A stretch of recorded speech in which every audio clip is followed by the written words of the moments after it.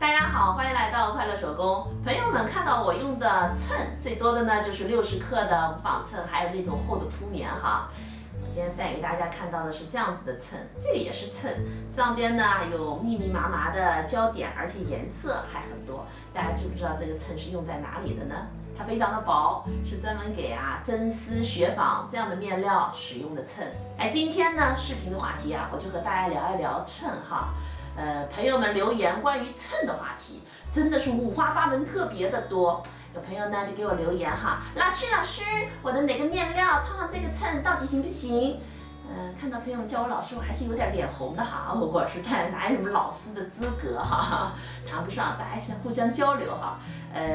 秤合不合适，其实我没法给你一个正确的答案。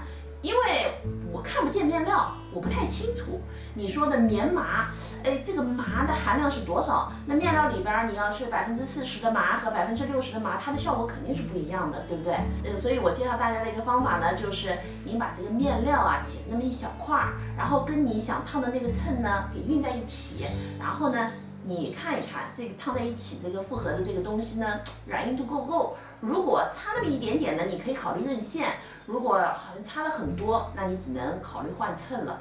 而且有时候不是所有的面料都能烫上秤的。这两块面料呢，这个表面就很光滑，这个呢就粗糙哈，都是全棉的面料。我们来烫上相同的秤哈。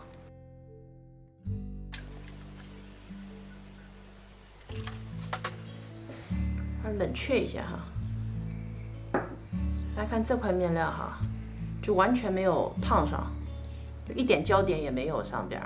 那这块面料呢就烫上了。所以说不是所有的面料都适合烫秤的，对不对？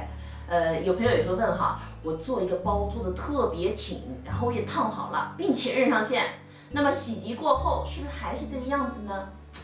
我用残酷的事实告诉你们，太天真你们哈。你看两个包哈。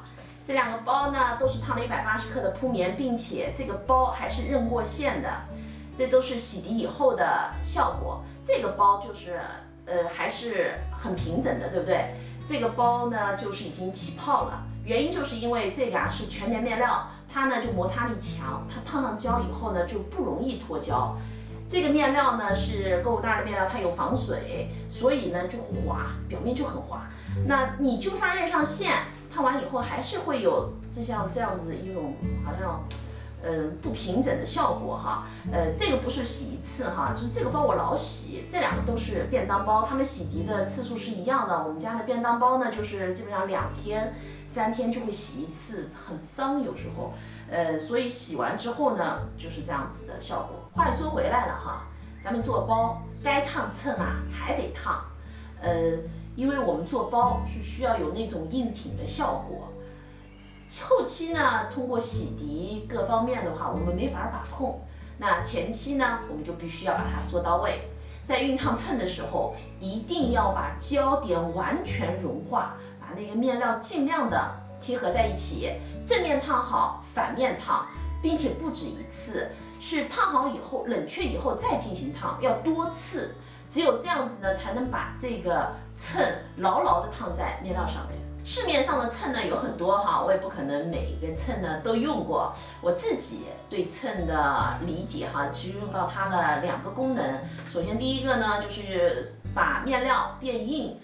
有时候拍视频需要一些面料，这些面料呢颜色很鲜艳，但是它呢太软了质地，所以我就把它烫上秤，那就有硬挺的效果了。还有呢，就是面料呢作为使用的时候它特别的稀，就透光，然后我也把它烫上秤，这样子呢就看上去结实一点。所以说大家有时候会看见我在里子上也在烫秤，就是因为那个面料可能就是在制作的过程当中很稀。